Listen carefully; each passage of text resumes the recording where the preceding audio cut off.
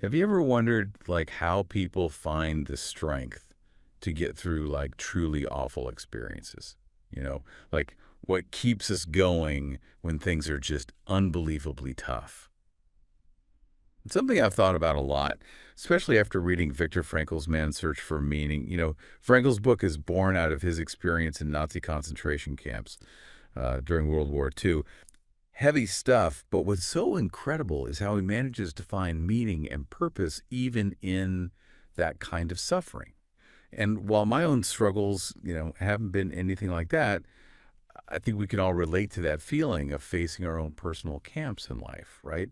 Maybe it's a job loss, a serious illness, a breakup, those moments that just shake you to your core. And reading Frankel's book, it made me realize that it's not about avoiding suffering, because let's face it, that's impossible, but about how we respond to it. It's about finding that thing that keeps us going, that spark of hope, even when things feel hopeless. One of the things Frankl observed was that prisoners went through three distinct psychological phases. And understanding these phases, I think it can help us make sense of our own struggles and maybe even find a way through them. The first phase, and this one might seem obvious, is shock. Frankl describes arriving at Auschwitz, and it's just this brutal assault on the senses. The stripping of possessions, the selection process, the guards who are just completely indifferent to the suffering around them. It's like being thrown into a nightmare. He talks about how prisoners would cling to any scrap of information, trading their meager belongings for anything that might give them a sense of what was to come. It's that desperate need to hold on to something familiar, when everything you thought you knew is gone. Frankl himself lost something incredibly precious during this time, his manuscript, years of work, his life's passion just gone. And I can only imagine how devastating that must have been, right? But here's the thing. It also fueled his determination. He vowed to reconstruct it, to not let this experience completely destroy him. And, this idea of shock, it resonates with me on a personal level. I remember this one time I was going through a really rough breakup, and it was like my whole world just imploded. The shock of it, the feeling of being completely lost and disoriented. It was like I was walking around in a daze. But eventually, you start to pick up the pieces, you find a way to adapt, even if it's just one small step at a time. And that's kind of what Frankl is getting at. It's about how we find our footing in the unfamiliar, how we navigate the chaos when everything feels like it's falling apart. But the thing is, the shock doesn't last forever. It eventually gives way to something else, something even more insidious, and that's the second phase, apathy. Frankl describes this chilling numbness that set in after the initial shock wore off. Prisoners would react to beatings with almost robotic detachment, their focus solely on basic survival. They'd retreat into these daydreams about food and warmth, their minds escaping to a place where basic needs were met, even if just for a fleeting moment. And this apathy, it wasn't laziness or weakness, it was actually a defense mechanism, a way to shield themselves from the full weight of that horrific reality. Because if you let yourself feel everything, if you allowed yourself to fully comprehend the horror of your situation, it would be too much to bear, And honestly, I think we've all experienced this kind of apathy in our own lives. Like, I remember this one time I was working on this huge project at work, and it was just all consuming. I was putting in crazy hours, barely sleeping. And after a while, I just hit this wall. It wasn't burnout exactly. It was more like emptiness. I just went through the motions, detached from everything. It was like my mind and body just shut down as a way to protect themselves. And I think that's what Frankl is talking about, apathy. It's a survival tactic, a way to cope when the pain is just too overwhelming. But here's where things get really interesting, because Frankl noticed that not all prisoners succumbed to this apathy. Some found a way to rise above the despair. And that's what led him to his most powerful observation, the third phase, the phase of meaning. And this is where his theory of logotherapy comes in. This is this idea that finding meaning in life, even or maybe especially in suffering, is crucial for survival. Frankl saw prisoners finding meaning in the most unexpected places. Some found it through acts of love and compassion, helping others even when they had nothing themselves. Others found it in creative pursuits, clinging to a shred of beauty or art in the midst of ugliness. And still, Others found it by clinging to hope, holding on to the belief that there was a future beyond the barbed wire, a future worth fighting for. He tells this incredibly powerful story about a prisoner who had the chance to escape. Can you imagine, right? After all that, finally, a chance at freedom. But his friend was too sick to escape with him. And this prisoner, he made a choice. He chose to stay, to risk his own life to care for his friend. It's an incredible act of selflessness, and it speaks to the depth of the human spirit, you know. It shows that even in the most dire circumstances, we're capable of extraordinary things. We can choose love over fear, compassion over self-preservation. And this brings up a really big question for all of us, right? What gives our lives meaning? What are those things that drive us forward, that keep us going even when things are tough? Is it our work, our relationships, our passions? Or is it something deeper, something that connects us to something bigger than ourselves? It's something I think about a lot, and I think Frankl's book offers some really powerful insights into how we can answer that question for ourselves. Because here's the thing, if concentration camp prisoners, people facing unimaginable suffering, could find meaning in their lives, what does that say about the potential of the human spirit? And if they could find meaning in a place like that, then surely we can find it in our own lives, right? Even if our struggles seem small in comparison. Because ultimately, it's not about the scale of our suffering. It's about how we choose to respond to it. It's about finding that spark of meaning, that reason to keep going, even when things feel impossible.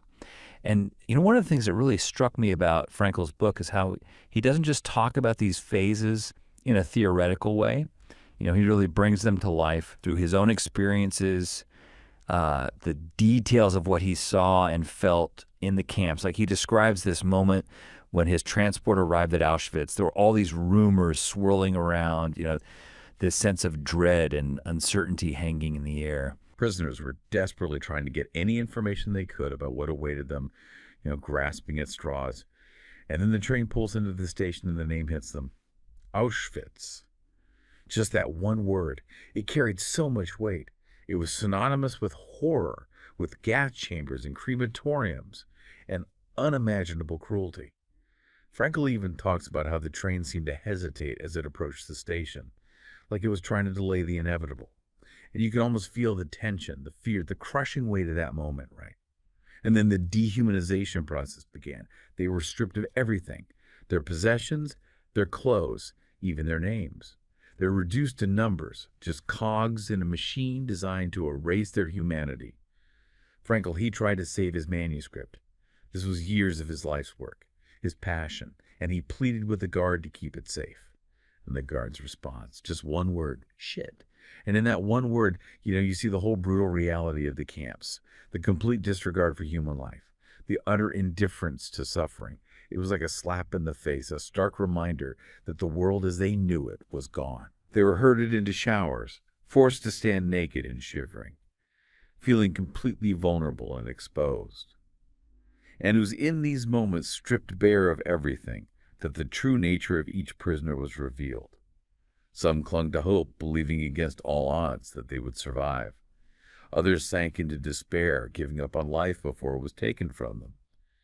And then there were those who remarkably found ways to hold on to their humanity, to find meaning even in the midst of hell. Frankl talks about this concept he calls the provisional existence of unknown limit. It's this idea that the prisoners had no idea how long their suffering would last. So they had to find a way to live each day as if it might be their last, but also with the hope that it might not be. It's a tough balance, right? Living with that constant uncertainty, not knowing what tomorrow will bring. But Frankl argues that this very uncertainty is what makes life meaningful. Because if we knew exactly what was going to happen, if we knew the exact date of our death, then life would lose its purpose, its sense of urgency. It's like, you know, that old saying, it's not the destination, it's the journey. It's the unexpected twists and turns, the challenges and triumphs along the way that make life worth living. Frankl talks about how even in the camps, people found ways to experience love. Not just romantic love, but love for their fellow human beings. A sense of connection, compassion that transcended the horrors around them. He tells this story about a prisoner who was close to death. This prisoner had a dream about being liberated on March 30th. and he clung to that hope with everything he had. But as the date got closer, his condition worsened, and on March 29th, he died. Now, you might think, oh, that's so sad, the dream was wrong, but Frankl saw it differently. He believed that the prisoner died because he lost hope. He gave up on the possibility of a future. And it's a reminder that hope, it's not just some fluffy, feel-good sentiment. It's a powerful force that can literally keep us alive. It gives us something to strive for, something to believe in, even when everything seems hopeless. And when we lose hope, we lose a part of ourselves, a part of what makes us human. And then there's love. Frankl talks about this experience he had while marching to a work site. He was exhausted, despairing, ready to give up. And then he had this vision of his wife. He could see her face, her smile. And he felt this surge of love and connection, even though they were physically separated. And in that moment, he realized that love could survive even the horrors of the camps. He writes, "Love goes very far beyond the physical person of the beloved. It finds its deepest meaning in his spiritual being, his inner self. Whether or not he's actually present, whether or not he's still alive, all ceases somehow to be of importance." It's pretty profound, right? Even in the darkest of times, love can transcend the physical. It can connect us to something deeper, something more enduring. And then there's the question of suffering. Frankl doesn't shy away from it. He acknowledges that suffering is a part of life, that it's something we all have to face at some point. But he also argues that suffering can be a source of meaning that can lead to growth and transformation. He talks about the challenges of readjusting to life after liberation. Imagine after years of unimaginable hardship finally being free. You'd think it would be pure joy, right? But for many prisoners, it wasn't that simple. He says the liberated prisoners did not grasp the meaning of freedom. They had not learned to use it. They were bewildered and dazed. They were, after all, still in the phase of reaction of the acute mental tension which follows the sudden relief from constant pressure and fear. It's like after years of living in survival mode, freedom can actually be overwhelming.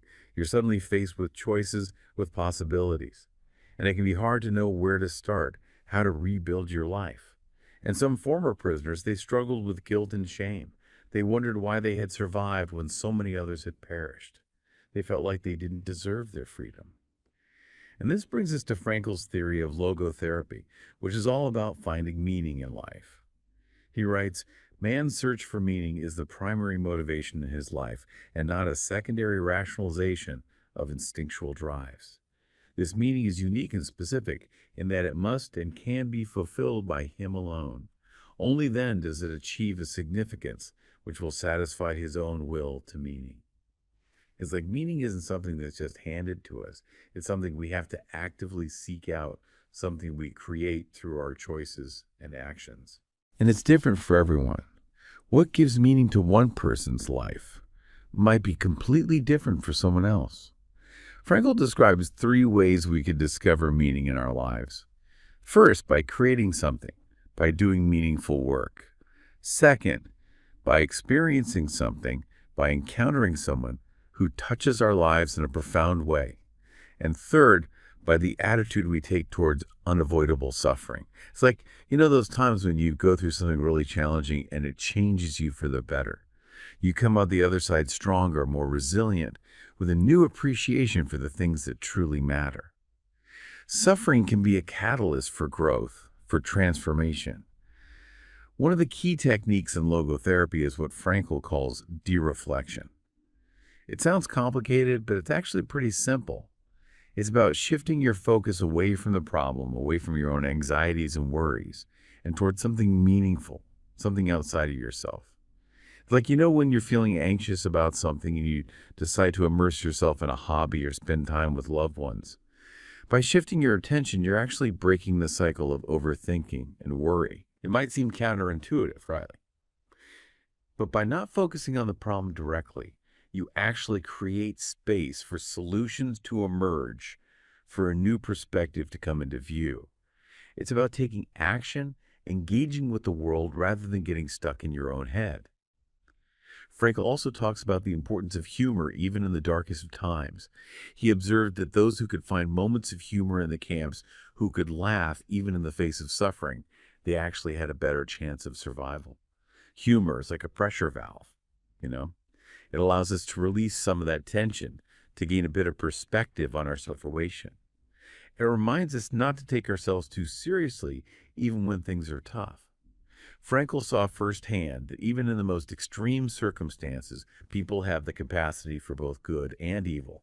He saw guards who were incredibly cruel, sadistic even, but he also saw guards who showed kindness and compassion, who risked their own lives to help prisoners.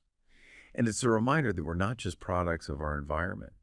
We have the power to choose our actions even when facing unimaginable pressure. It's a message of hope and responsibility. We're not just victims of circumstance. We have the power to choose who we want to be, even in the darkest of times. Frankl believed that suffering, while it's definitely not something we seek out, it can actually lead to personal growth and a deeper understanding of life. He said that suffering ceases to be suffering at the moment it finds meaning. Frankl also observed that a lot of people in modern society, they suffer from a sense of meaninglessness, a feeling of emptiness and lack of purpose. He called this the existential vacuum. And he believed that this existential vacuum, it's not because we lack opportunities or possibilities. It's because we've lost sight of what truly matters.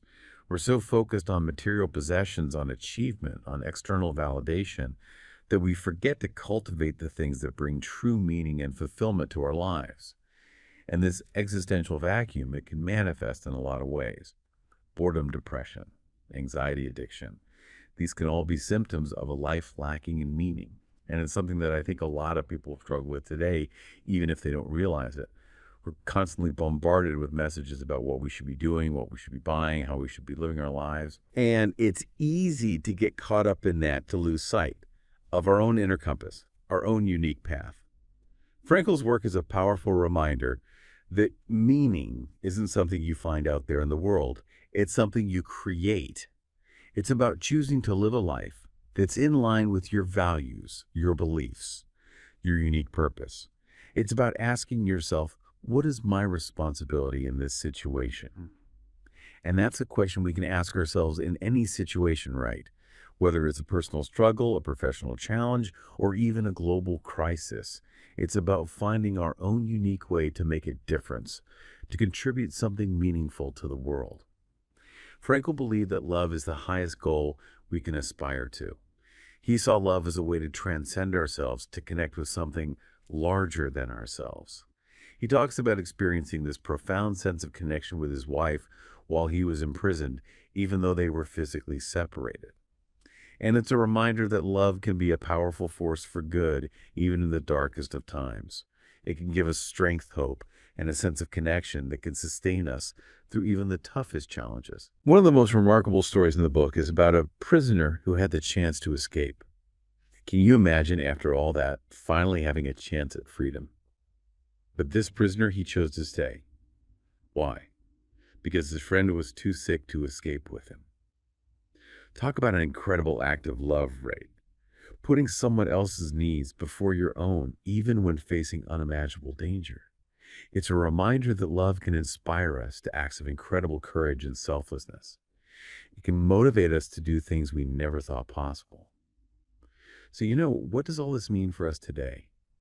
What can we take away from Frankl's experiences and apply to our own lives? I think the biggest takeaway is that meaning isn't something we find out there in the world. It's something we create.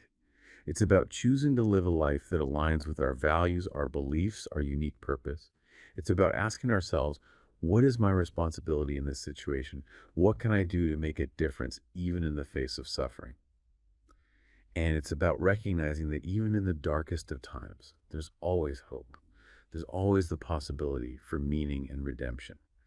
And that's a powerful message to carry with us no matter what challenges we face. Frankl's book is a call to action. It's a challenge to live our lives with intention, to find what truly gives us meaning, and to never give up hope. Even in the face of unimaginable suffering, the human spirit can endure and even thrive. And that's a truly inspiring message, isn't it?